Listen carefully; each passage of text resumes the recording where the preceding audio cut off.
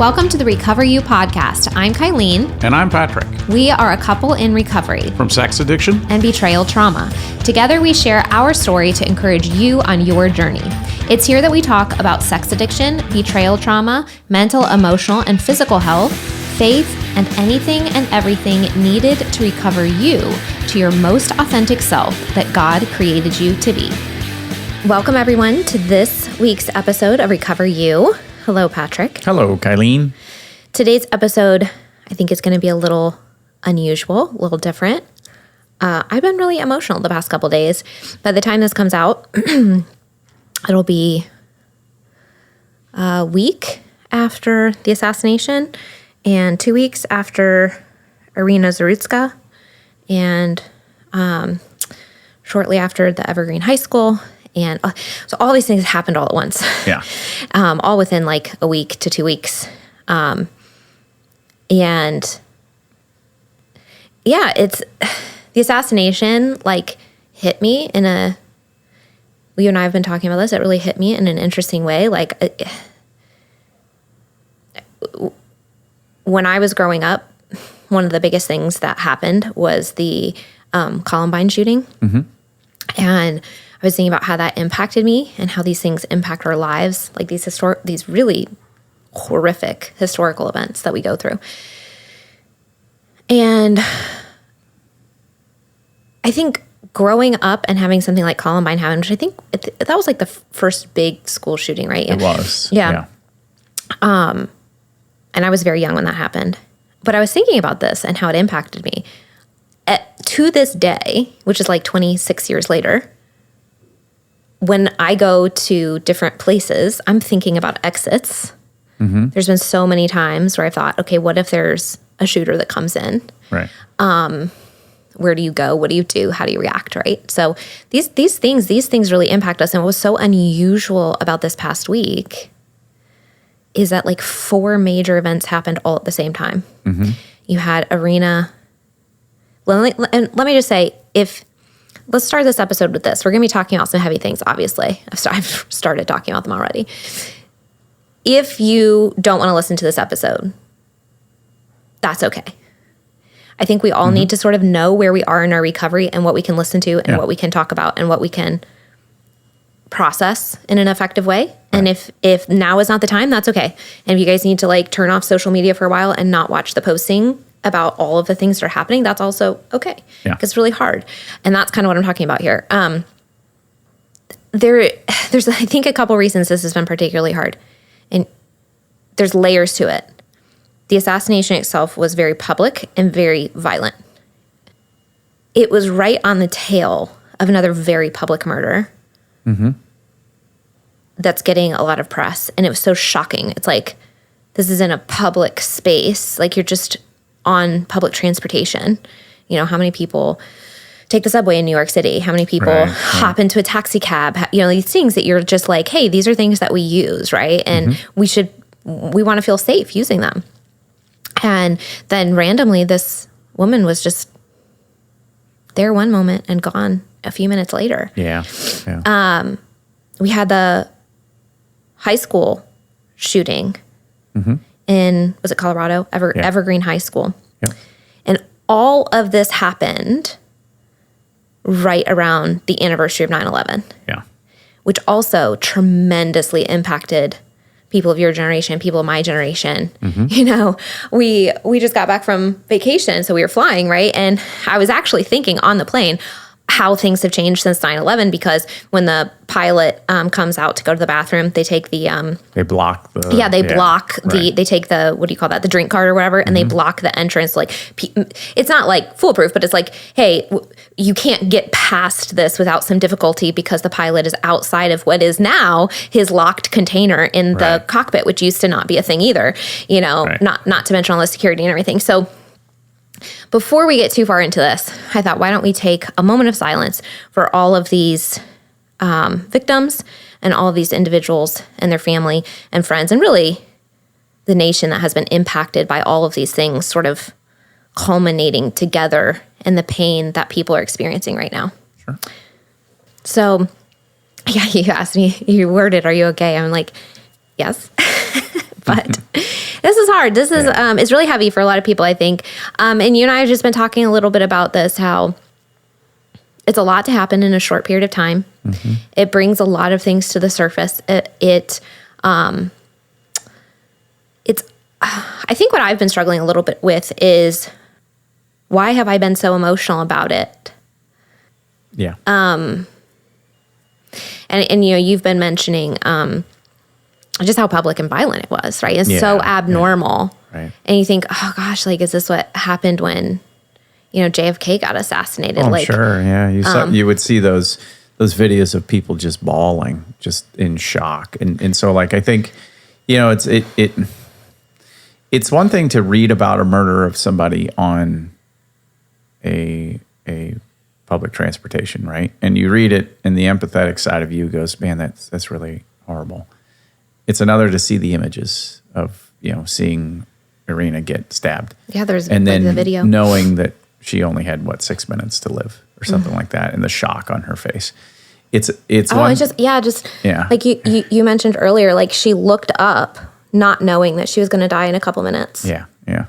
It's another thing to hear about somebody getting shot. It's another thing, like, to watch it. Yeah. And our son reached out to us because he had watched it. So we deliberately, you reminded me to do that. And then I did that on Thursday. Like, hey, are you okay? And he was like, yeah, I'm fine. He's like, but it's just like, watching someone die is hard. Well, and also, and this is not about whether you agree with what he said or not agree with what he said. He was a very public figure in a lot of ways, and he represented a particularly significant part of our country, and so people are going to be impacted by that. And so I think, you don't ever let anybody tell you how you're supposed to feel in these situations. You know what I mean? Like, because occasionally what will happen, especially in a political side of things, people will be like, well, this or that or whatever. It's like, well, hold on a second. My humanity allows me to look at that and go,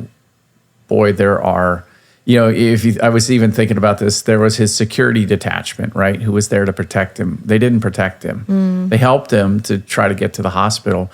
So what are those guys dealing with now? I mean, they're probably filled with tremendous guilt. You have the university who wanted to have an event, and it was a nice day, and then now they've had a death on their campus, and you have the person that was the last person debating him. Yeah, right. Right. Up there, and that sees it happen. And that sees it happen. Yeah, and then thousands of people. Right. I watched a video this morning that was somebody that was there, just describing their experience of being there, and they were so traumatized. Right. Just being there and watching it happen in a split second. Yep. And I think that's the thing too, is like, what do all of these events remind us of, right? They remind us that life is a vapor. Yeah. It's we're fragile. here one moment and we're not the next.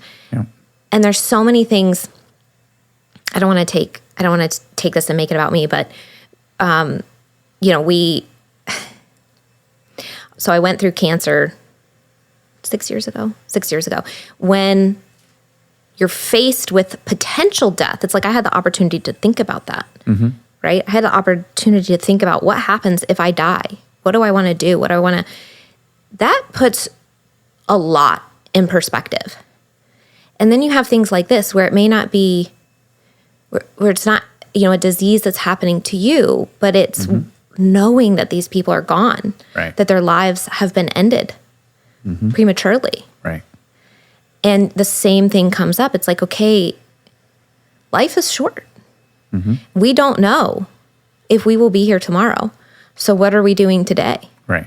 And I do think, we talk about recovery, and we talk about addiction, and we talk about betrayal and all these things. And it is a little odd that we're talking, different, I guess, that we're talking about world events right now, life events.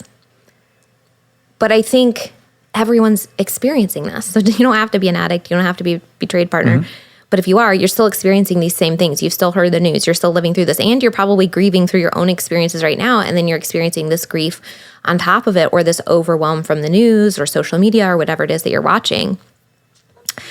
And there's, for me anyway, when I have been faced with mortality, there's a lot that comes up for me. Yeah. Of like, well, what have I done Do I want to say anything? Do I want to share anything? Do I want to change anything in my life? Yeah. Yeah. Are we living to the fullest? Right. You know, it's interesting you say this, and I think I might have shared this story. So I was obviously a helicopter pilot in the Army, and I remember they told us when we started flight school, they said, you guys will be around death. You just will, being a pilot. And it's just, you're who knows how it'll touch you or in what way, but you will.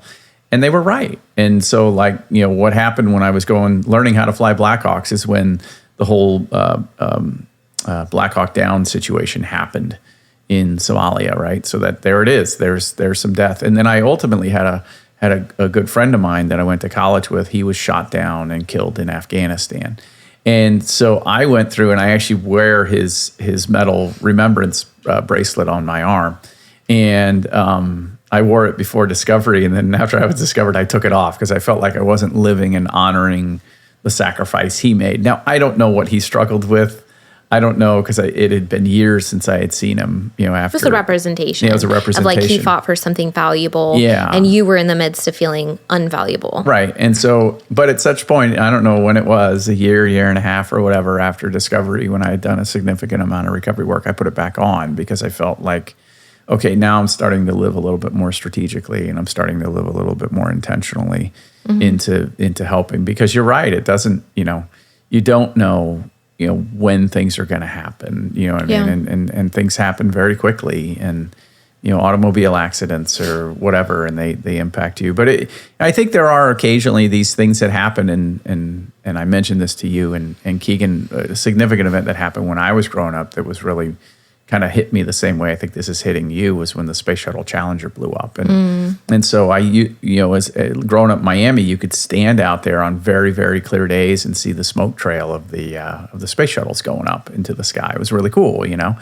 And I was so interested in space. My dad had bought me a book about the space shuttle and all of this stuff. And so when that happened, it's like, you're like, oh my gosh. And then it came out a little bit later that they were possibly alive as it, and they fell for 2.5 minutes, and you know what I mean? And so you're like, oh my gosh, it really traumatized me. So, I think there are some things. It doesn't make you I think the thing I would say, it doesn't make you a bad person if you open the paper and you read something and you don't feel anything about it. It also doesn't make you a bad person if something happens and it hits you. It doesn't make you a bad person. Things hit you the way they hit you. And so I think what is important is to recognize that and say, okay, what support do I need through this time? Yeah. Do I need to say, hey guys, I'm just really struggling. I'm having a hard time with this. I don't know why. And I think, well, I think to your point, what do you do when these things happen? You have to acknowledge how you're feeling. Right. And then talk about it with some people, right? I was thinking about this earlier. Connection is the antithesis to all of this. Connection and community and feeling, people are designed for community and a sense of belonging. And so we have to create that as a society, as a culture. But, everything societally and culturally starts at the individual level. It takes individual human beings choosing to behave a certain way. And ultimately, we can only control what we do. And so we have to, what's that phrase? We have to be the change that we want to see in the world. Yeah. So it has to start with okay, so then what do we do to cultivate connection? We have to practice that. So we have to talk about how we feel, and we have to connect with people and engage and, create these communities and these friendships with people so that we can talk about our feelings, but you think about, what does that do? I mean, it connection helps with mental health. It helps with feeling grounded. It helps with feeling safe. It helps with positive emotions. It helps with healing. It helps with processing grief. It helps with all of these things, right? So I think it's really well, and there's really important. There's so many things that conspire to destroy connection. And so, social media, unless maybe you follow the right pages, Positivityonline.com. A lot of it is not about driving connection. It's about driving fear, actually. There is, the way our communities are set up now, we all go inside when it's hot, right? And so we don't, so you have to be very intentional about connection. I was able to speak to a group this morning, and I talked about, being able to be in a group where everybody knows everything about you. That's a very connecting thing. It's very vulnerable, but it's very connecting. And all of a sudden, you start feeling safe if you have that. You feel a little bit better. You feel a little bit more grounded when you leave those meetings, and stuff like that. So yeah, connection is very, very important. Well, I think, earlier when I was saying, well, why is this one hitting me so hard? I think it's really shocked me to see how many people are like celebrating death. That's just such a horrific. When all of this came out, I was thinking about the tragedy that was 9/11, experiencing that and seeing how the world responded. And the comforting piece of the aftermath was that everybody unified immediately. It didn't matter where you fell on the political spectrum. Everyone was focused on this one thing. And there was prayer from both sides of the aisle.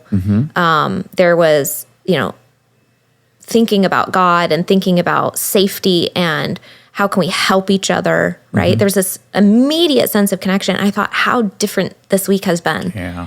Because it's the opposite. And that is so horrible. Yeah. That, we have this whole idea.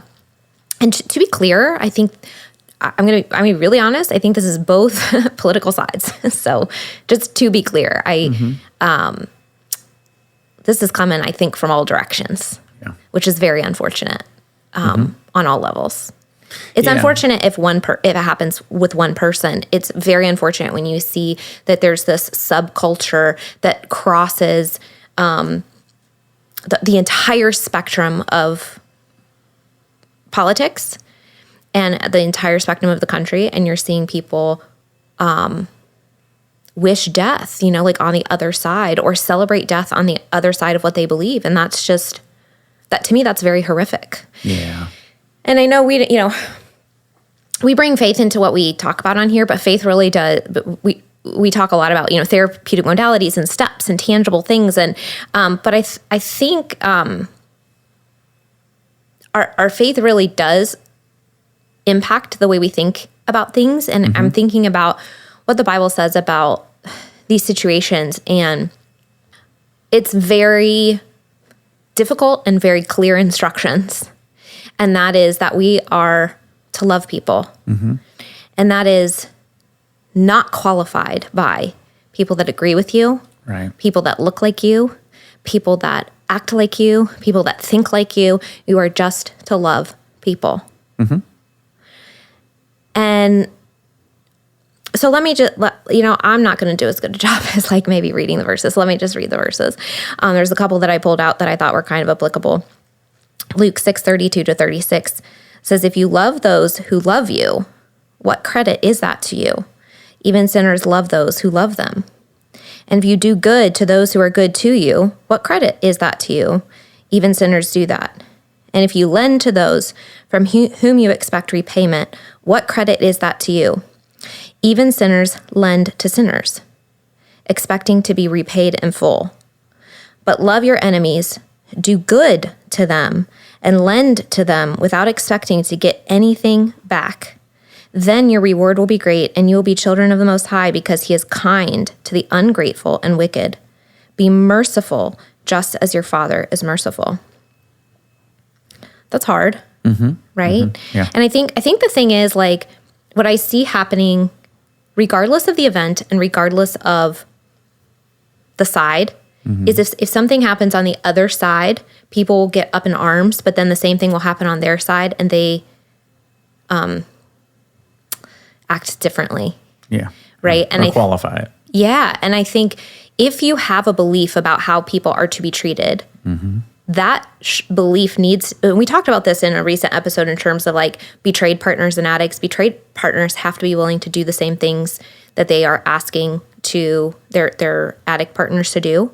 So if we have a belief about morality, if we have a belief about recovery, if we have a belief about fidelity, we have to live into that. If we're asking somebody else to live into that, the same thing applies to all of our beliefs. If we have a specific value of life, if we have a specific value of treating people kindly, that value applies to every human being, regardless of if they vote differently than us, you know? And I think that's kind of what some of these verses are talking about. That's hard. And I think in these situations, it's always important to go, if I feel a certain way about something, and let's say it happened to somebody that I disagreed with, and then I need to challenge myself and go, would I feel the same way if it was someone I really cared about? Or, you know, vice versa. If it happened to somebody I really cared about, would I be able to feel the same way? Challenge yourself, right? So if you are empathizing with the shooter, can you empathize with Charlie Kirk and his family? If you're empathizing with Charlie Kirk and his family, can you empathize with the shooter's family? Or even the shooter? And like, I don't know that. Well, you know, I think what you're highlighting and is there are many examples of unhealth, and unfortunately, that's just going to be the rest of the world as we go. One of the benefits of moving into health is you feel deeper and deeper empathy, not just for your side, but for the hurt. For humans. Yeah, for humans. And so, you know, when you, as much as you can abhor the shooter, the stabber, the hijacker, you know, you can do all those things. You kind of go, and I think about when we talk about addicts and the little boy, right? The little boy or the little girl, you know, was that their goal? Was that their goal to grow up when they were 5 and they were playing in the pool or playing with their toys or building Lego, like in my case? Was that their goal, to grow up and, you know, stab somebody on a train or shoot somebody, or, you know what I mean, or shoot their classmates? You know, I you know, that's kind of what the world can you have end to up think doing, about, you know, to people. And to be clear, you know, we're very clear on this podcast. Actions have consequences. They do. And that doesn't mean that you can't think about the circumstances or the human behind. People have to be held accountable, right? For their behavior. Absolutely. Yeah. And having compassion on somebody or sympathy on someone doesn't mean that negates that. But I think the thing I'm getting at here is like, the hate doesn't have to be present. Right. You know? Yep. So Proverbs 24:17 says, do not rejoice when your enemy falls, and let not your heart be glad when he stumbles. Yeah. I read that this morning too. Did you? Yep. I think no matter who you are, think about somebody you disagree with or somebody you don't like or somebody that's hurt you, right? Can we say that we would do that, not rejoice when they fall? Yeah. Matthew 22:36-40 says, Teacher, which is the greatest commandment in the law? Jesus replied, love the Lord your God with all your heart, with all your soul, and with all your mind. This is the first and greatest commandment. And the second is like it. Love your neighbor as yourself. And you know, with the story of the Good Samaritan, we learn that your neighbor, again, is not somebody that looks like you, who thinks like you, who lives next to you. Your neighbor is everybody. It's your fellow human. And the golden rule actually comes from the Bible, Matthew 7:12. So whatever you wish that others would do to you, do also to them, for this is the law and the prophets. Right. So, I mean, I was just thinking about that, and I think through the healing process, through recovery, through life, growth and healing means turning all of these concepts inward and going, well, how am I approaching the world? How do I view people? How do I view people that are different than me? How do I view people that disagree with me? Am I friends with people that disagree with me? I have a lot of friends that believe different things than me. I have a lot of friends that don't share my faith. I have a lot of friends that don't, you know, share the same views or thoughts or opinions or approaches or whatever it might be. You know, so that's really important, I think, to be able to go, I value that in a lot of ways. Yeah. These are amazing people. They don't have to think like me to be amazing, like they're awesome human beings. And working with clients, I've worked with a whole spectrum of people that would think and believe and live and whatever, worship differently than me, So I think that's something as we heal, as we grow, as we continue life, that's a really important thing to think about is, can I be in the presence of people who don't think the way I think? Yeah. I actually find a lot of value in that.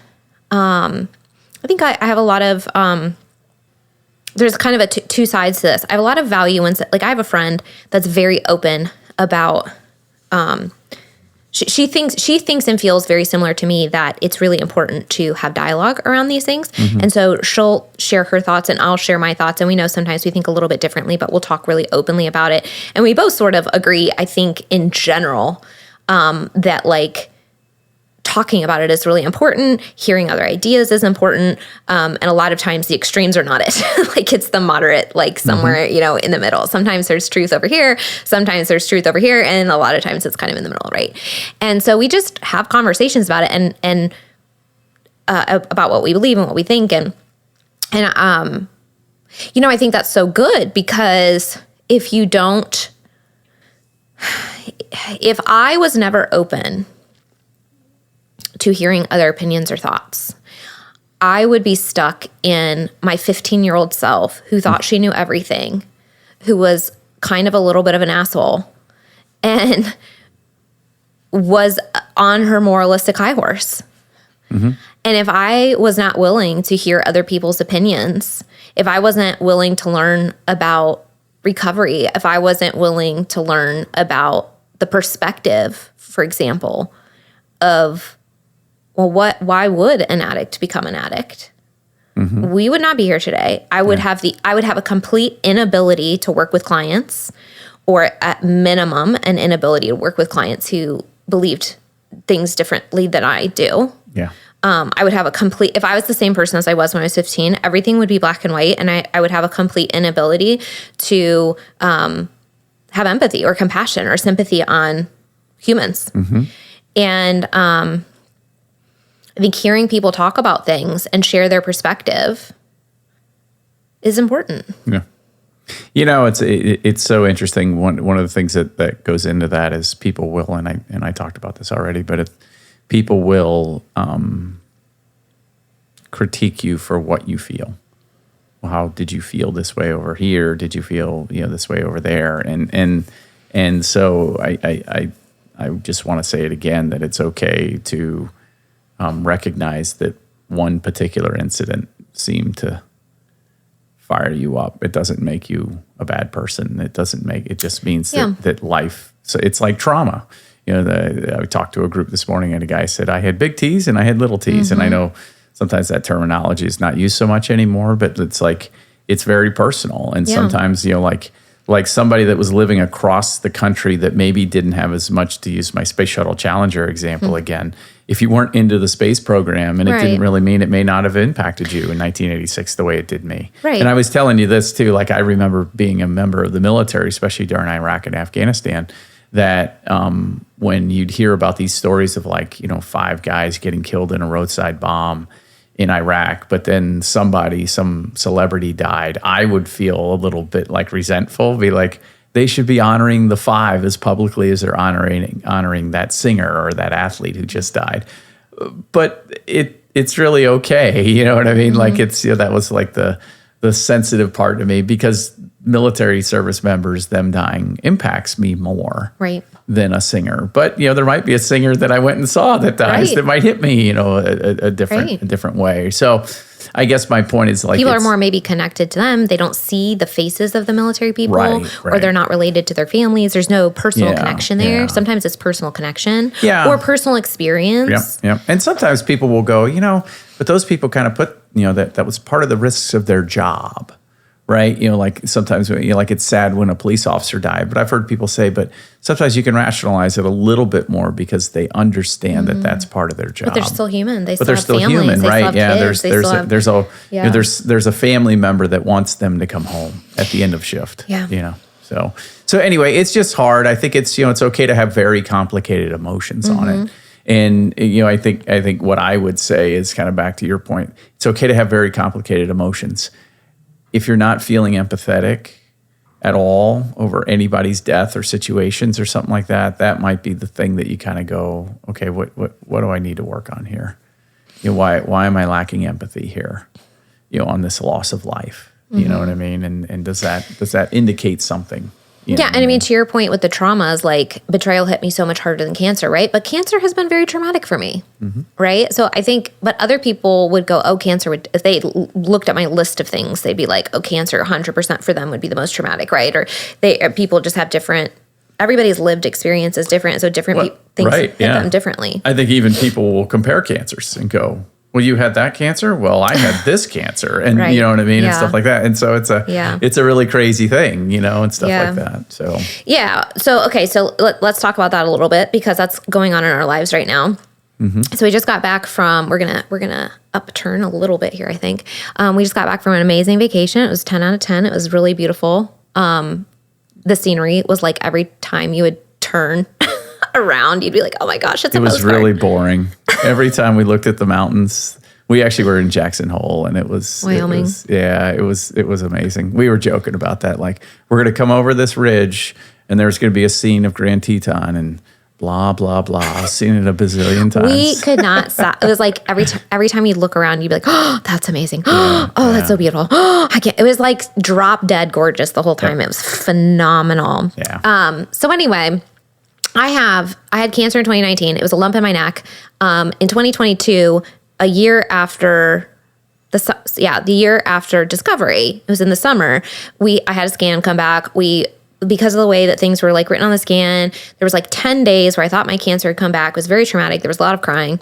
And then everything was fine eventually as we sort of figured out, but it was a very traumatic period in my life. And then a couple weeks ago, I found another lump. And so I let it go for a period of time because I was like, well, we'll see if this is like an infection and it just goes away, right? But it didn't. So I messaged my doctor, and so she set me up with an appointment with the NP, and I had that appointment yesterday. And then you can't tell anything in a physical exam other than, yes, what you're feeling exists, right? So like that's there. So basically you have to go for an ultrasound on Sunday, which if you're listening to this the day it comes out has already happened. And so then I will go from there. There's a large part of me that is thinking that the ultrasound is not going to be the end. It's so small. Ultrasound, sometimes they're looking to see, like, is it a cyst? Is it fluid filled? And it's so small. I just like have this gut feeling that the ultrasound is going to be like inconclusive. And they're going to be like, well, what do we want to do now? So that's my gut feeling, but we'll see what happens. So again, talking about healing, talking about grief, talking about things out loud. Normally would wait probably to share these things with everybody. But I'm going to share it in this episode. And I would love if you would pray that it's nothing. But we came back from this amazing vacation. I went right into a doctor's appointment. Our nephew was in the hospital because he couldn't breathe. And both of our animals have like these sicknesses going on. And I was like, oh my gosh. And like it's after the week of all of these things happening on the national stage. Like, can we get a break? Yeah. Like our dog is like wetting the bed in the middle of the morning night, like 4 a.m. Our cat vomited on the bed last night. We had just washed the sheets because our dog had peed on the bed the night before. And she did this like a year ago and it worked itself out in a couple days, but I'm hoping it's nothing serious. Yeah. But anyway, we're kind of in this, it's been a weird week. Yep. It's been a weird week. We had a lot of fun. Yeah, it was and great. then we sort of like came back to life and all of this like personal and national drama of like big things happening, scary things happening on different levels of our life. What's interesting is, so the hotel we were at had a speakeasy in it, but it didn't open till late. It opened at like 8 o'clock. So Okay, so the speakeasy was like, yeah, this was a thing for Patrick, like the whole, and I wanted to go too because it sounded really cool, but we were 2 hours behind. So we live in the Eastern time zone, and this was in the Mountain time zone, 2 hours behind in our brains and bodies. We never fully adjusted, and this thing didn't open until 8 p.m. Right, yeah. So finally it was. We finally adjusted enough. Tuesday night. We had dinner. We went upstairs. It was like 7 something. We were kind of sitting there, and I was like, I really want to go. You were like, just go. Like, don't worry about it. Like, I won't be mad. I was like, I'm going to stay in my pajamas, but you do. So I had great days and stuff like that. And I have a lot going on too. Like, I'm thinking about, your ultrasound or your appointment. I'm thinking about, I've got some heavy work responsibilities. And actually this morning I was getting ready to go speak to another church. I actually just got done with that, but you a lot of pressure. So I go to the speakeasy. It was awesome. The guy was great. He had created all these specialty cocktails. I had like a blast. It was really fun. Went to bed about 9:30 or whatever, maybe later. And but woke up the next day just feeling really off, really emotional, really kind of down. And so we were going to go hiking and all. Luckily, it was cold, but. So luckily, we went out that morning. We were going to go hiking. We get to the trailhead. It's 47 degrees and cold raining. And we were like, I was wearing shorts. Patrick wasn't like, he was tired and he was kind of emotional. We're like, we're going to go rest for a while instead. Yeah. I was thinking about before recovery, I probably would have never told you that something was wrong. I probably would have faked it. I probably would have made jokes and I wouldn't have really let on, because part of me would have been like, hey, I have to be there for you. I have to make sure that you're okay and I'm okay. And I always have this assumption that like I'm super strong mentally, and I think I am, you know what I mean? But like I just was not feeling it, and I had to voice it, and I was getting emotional, and it was about, but so, then we rested a little bit, and by the afternoon I was feeling better. And we by had the evening, a great hike. Yeah. And then but the weather was having an identity crisis that day. It was 47 and raining at 8:30 when we tried to go on the hike. And then we rested up. We went hiking again, and it was like 60 degrees. By the time we got done, it was like 89 degrees, and it was like scorching hot when the sun was out. Yeah. We went souvenir shopping when it was like that temperature. We went in a couple shops. We came out. It was cold again. Yeah. That quickly. That's I was like, for you. oh my gosh. You have to have layers ready to go. Yeah. It was crazy. Yeah. So, but it was just interesting because I think what I've learned over the last 4.5 years is like, don't fake it. You know what I mean? If you're not feeling it, just say you're not feeling it. And it's really okay, and I really do think pre-discovery pattern would have been hide it, just muscle through, act like the strong one, and that sort of thing. And it took me 7 hours, something like that. And I started feeling good. And you kept asking me like last night, you were like, hey, are you okay? And I'm like, I feel fine. You know what I mean? I'm certainly worried about you, but I feel fine. I went to the appointment yesterday, and on my way, I was a little emotional. Yeah. And so things like this whole conversation today is like things hit you in different ways at different times. Right. And it's not denying that these things happen.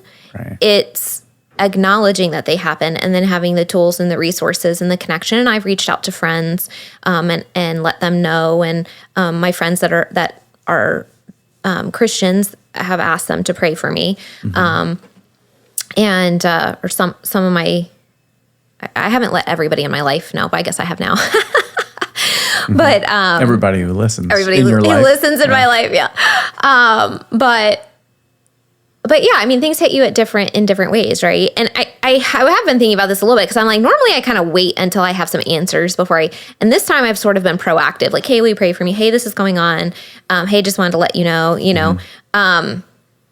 and I think it's okay to do that. And, I talk to betrayed partners all the time. It's like, hey, have a friend that you're telling things to, have a support people, go to a group, talk to your family members that are safe. Like, I think we have to talk about it. We can't deal with everything going on in our lives alone. We're literally not made to do that. And things are hard. Yeah. There's a big part of me that thinks this is probably going to be nothing, and I'm hoping that it's all fine and I can go on with my life. But the same things happened this time that happened the other times, and that is this reflection of like, what if I get another diagnosis and that's it? What do I do with my life? What's important to me? And I think that's something. More vacations in Jackson Hole. Yeah, no, but it's like, what do you want to be known for in your life? Yeah. Someone asked me that on a podcast, some question related to that. And I was like, I hope that I've always had this weird awareness of death, like my whole life. Like when I was a kid, I used to think about like someone coming in and murdering like my family. And like, I used to have like these thoughts of like my parents dying and like all from when I was a little kid. And I don't know why. I don't know. They didn't let me watch like horror movies or anything. I have no idea where these thoughts came from. But like I have always, from a young age, haven't had an acute awareness of death. Always. I know that life isn't permanent. And then I had cancer and that really became real to me. And then I had the scare. And then this is another scare. And so I have all of these things like, what do you do with your life? And are you in alignment with what you believe? And are you in alignment with who you want to be? And, so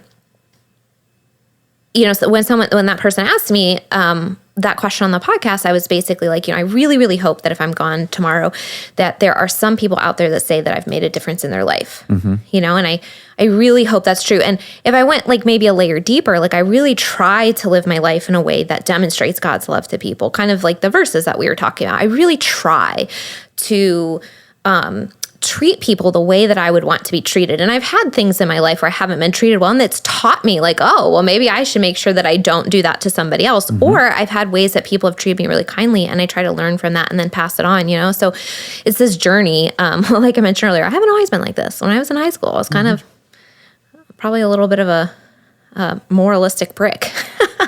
But we had this old... I was thinking that yesterday. We had this woman thanks, Patrick. We had this woman at our church. She has since passed away. But before she passed away, she would do these life interviews of the congregants to kind of just help everybody get to know who you're sitting next to in the pews, who's Jane so-and-so, who's Bob so-and-so. And when we met her and we went through this process and she interviewed us, she described herself as a recovering Pharisee. Oh, that's funny. Do you remember that? Yeah, I do. And I could say like that was me, like the legalistic, judgmental. So like I'm a recovering, legalistic kind of black and white thinker. Yeah. And I don't know where I was going with that, but basically I think, this whole concept of like, in a lot of ways, I've had this opportunity handed to me multiple times to reflect on my life and reflect on my beliefs and challenge my beliefs, challenge how I think about the world, challenge how I view myself.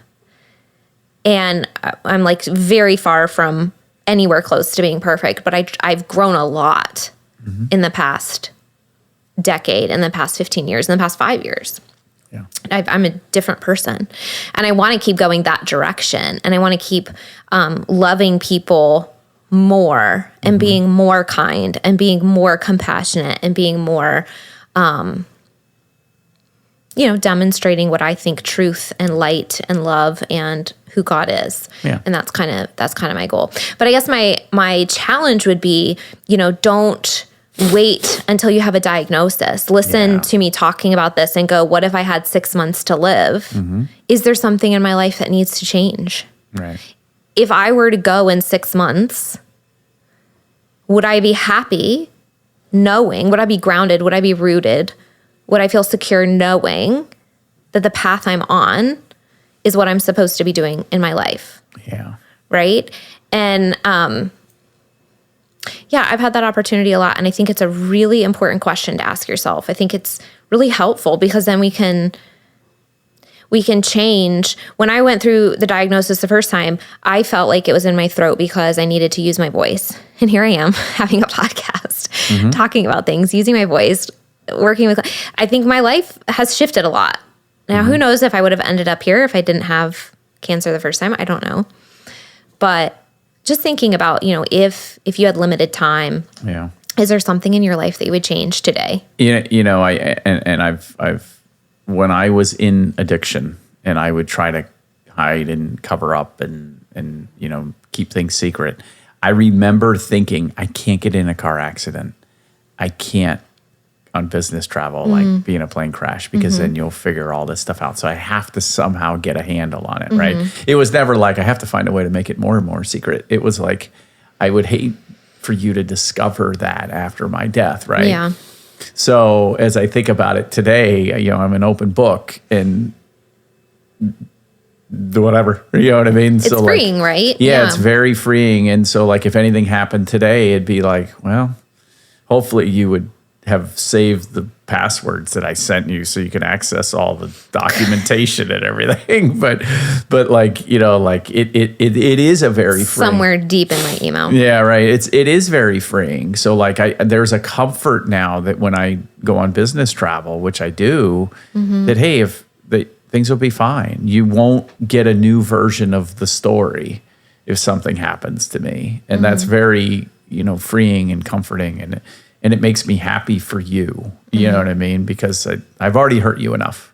I don't want to hurt you anymore. So like, you know, if you're still from the addict side, if you're still wrestling through that and you've still got some secrets, you know, that kind of goes back. And if you have 6 months left to live, if you've got a week left to live, you know, what do you want them to discover? Do you want them to discover good things, or, you know, that sort of thing? So, you know, work on it. You know, certainly I understand it's hard, but work on it. Yeah. I think there's a lot of things to think about if that was the trajectory, right? Yeah. Are the behaviors, are the thoughts, are the actions, are the relational decisions you're making something that you would still be making if life was shorter? Right. Yep. Ooh, and on that note. Yeah. On that happy note. I know. Okay, so I definitely don't want to worry everybody. We'll give you some updates. I'm sure everything will be fine. Yeah. And we live in Ohio, so Ohio State is playing tonight. Not that I care, and I don't think you care either. But absolutely do not. Anyway, so there's that. All right, so we're going to end on a happy note here, laughing a little bit. But yeah, I'm just going to wrap up with we love all of you. Yep. And we wish you nothing but peace and joy and comfort and a deep state of happiness this week. And we're sending you so much love. Thanks for listening. Absolutely. Woohoo! If you're listening to this, it means you've made it through an entire episode. Part of recovery is spending time engaging in healing and self-growth activities. We are thankful that you chose our podcast to be one of those activities today. Make sure you reward yourself for that accomplishment. If you've enjoyed this episode or this podcast, we would love to hear from you. Please take just a few moments to leave a rating and review, letting us know your experience with Recover You. We not only love hearing how these episodes are helpful, but ratings and reviews help others just like you who are searching for recovery information and support find the podcast too. We can't wait to hear from you. See you next week.